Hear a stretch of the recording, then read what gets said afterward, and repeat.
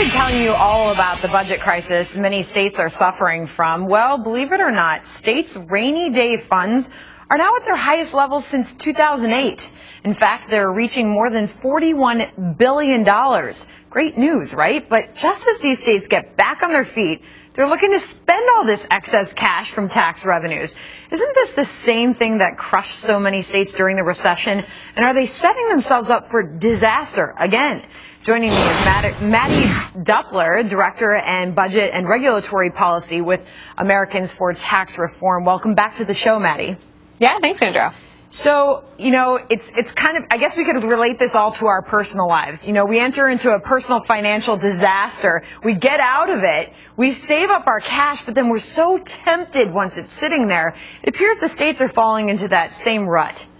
Right. Well, I would hope that this is nothing like our personal finances in which you actually learn from your mistakes. States don't seem to be learning really the legacy of these past couple of years and the difficulties they've gone through. Remember 2008, a lot of states were looking at budget shortfalls because we had revenues falling, because incomes were falling so much. And what happened? The federal government stepped in with all of its stimulus funds and all the strings attached to it and flushed out these state budgets with so much money that they didn't know what to do with it. And of course, the federal government mandated that they spend it on things that they couldn't afford once the federal money ran out. So we're looking at states now that had hired too many public workers, had started too many public works programs, and didn't know how to pay for it a couple of years later once the federal money wasn't there as a backstop. And we're looking kind of at the same situation now. You've got states that don't know how to budget or don't want to budget because they're kind of like a kid in a candy store with all these new revenues coming in the door. They're saying that the first thing we need to do is spend this money, even though, as you mentioned in your previous segment, a lot of states are crying foul on the sequester and the federal money that they think is owed to them. So, and not everybody, to the credit of the governor of Michigan, Rick Snyder, he's actually calling to build up the reserves. The last we saw, he's calling to add $75 million to the $505 million that's already projected to be in the Michigan State's rainy day fund at the end of this fiscal year. But for the most part, states are looking to do this. This is going to be a tough sell for states to say, we've got all this cash saved up, we want to go spend it, but you don't have to look far back in history to see that it was a disaster when they did this.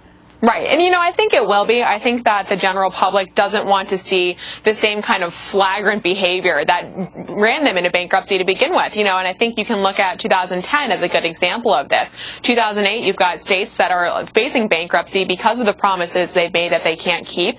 2010 ushers in a lot of really great governors who want to face these budget problems head on. Look at Wisconsin. Governor Scott Walker came in saying he was going to fix the problem of billions of dollars in new taxes and still deficits that state was running under Governor Doyle, and he did it.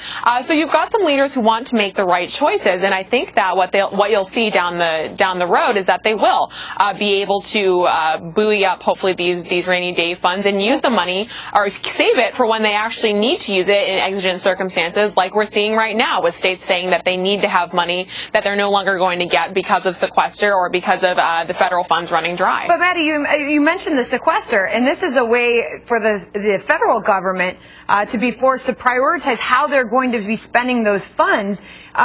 Maybe we could see something at the state level as well, because prioritization seems to be the biggest problem. How do we decide how to use these funds? Right.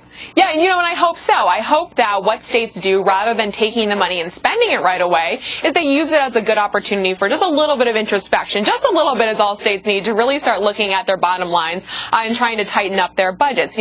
With money coming in the door, my fear, and I think you see this in some of these states, is that states won't try to ask themselves the hard questions. They won't try to ask themselves, well, where can we trim and where can we be more efficient? Because once there's more money on the table, the answer is just to spend more rather than do more and try to be better with the tax dollars they have. So which side do you, to finish off here, Mattie, which side do you lie on? Do you think that states are, getting off their feet, things are getting better, or do you think that they're setting themselves up to blow it again?